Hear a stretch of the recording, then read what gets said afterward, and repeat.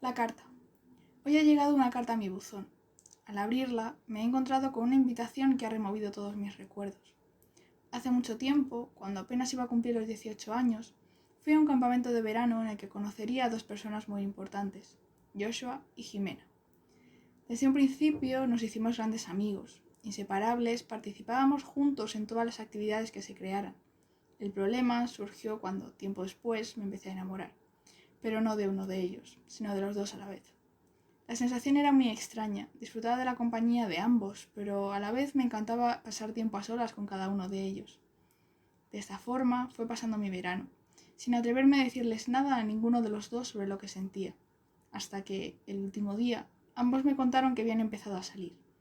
Recuerdo que a mí en ese momento se me caía el alma a los pies y no supe cómo reaccionar. Desde ese momento han pasado ya 10 años y nuestra relación no es especialmente cercana, pues aunque ellos nunca dejaron de ponerse en contacto conmigo, yo nunca quise volver a verlos. En mi mente, la razón de esto era no interferir en su relación, aunque a día de hoy, pensándolo en frío, no tengo claro si fue por eso o por miedo de enfrentarme a mis sentimientos. Por eso hoy, al abrir esta invitación a la boda de ambos, mi mayor miedo es si seré capaz de enfrentarme a lo que llevo reprimiendo todos estos años.